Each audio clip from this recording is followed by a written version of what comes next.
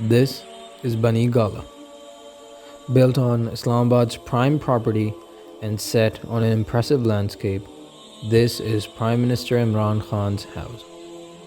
This is Jati Umrah, a massive complex situated on Riban Road, is house to the former Prime Minister Nawaz Sharif. In this massive housing complex, spread over 25 canal in Bahariya town Lahore, is former President Asif Ali Zardari's Bilawal house. These are the estates of some of the richest rulers of an otherwise poor Pakistan. These very people that work tirelessly to put together these prime pieces of real estate spend their nights on the streets without a roof or bed.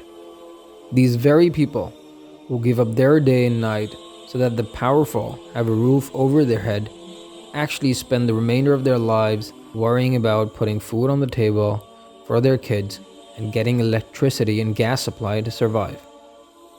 And so, the elites have never had to face the common man's struggle, a life filled with luxury and latest amenities.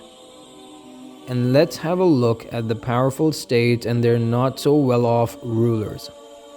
This is Europe's most powerful country, Germany's Chancellor Angela Merkel's house.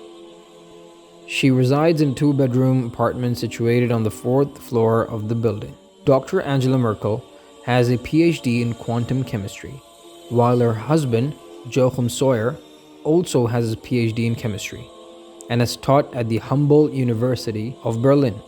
A rather down-to-earth Dr. Joachim takes cheap domestic flights for his visits across different countries instead of a private jet. A person who received the title of the world's most powerful woman for 9 years prepares the morning breakfast for herself and her husband. Another developed country, New Zealand's Prime Minister Jacinda Arden, purchased a mere 643 square foot house, that too built in the 1920s. Despite her busy schedule, she still prepares her meals by herself.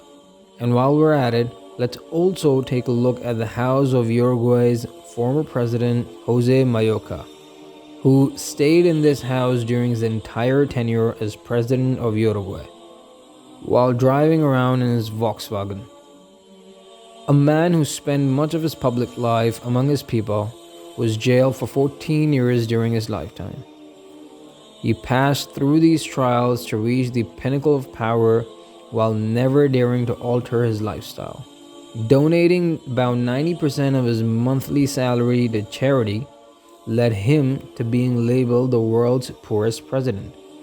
After completing his first term, Jose Mujica refused to run for the presidency again, stating that Uruguay is not barren enough that it cannot find another president.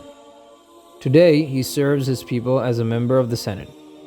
A common person's pain, his happiness, and his day-to-day needs can only be understood by a person who leads a similar lifestyle, takes the same route to work as any other citizen, and goes to his local hospital as any citizen would. It is such leaders that are loved by the average citizen, leaders who spend their lives in dignity, free from corruption.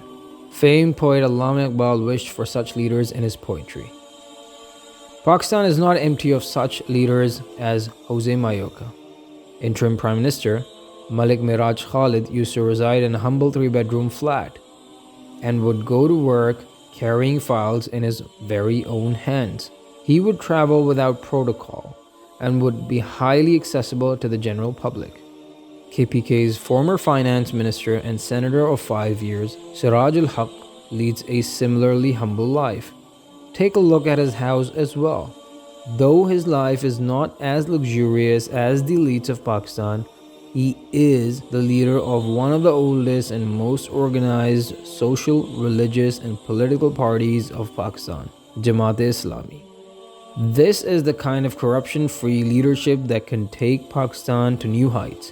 The question is, when will Pakistan follow in the steps of Germany, Uruguay, and New Zealand and give such people a chance to lead?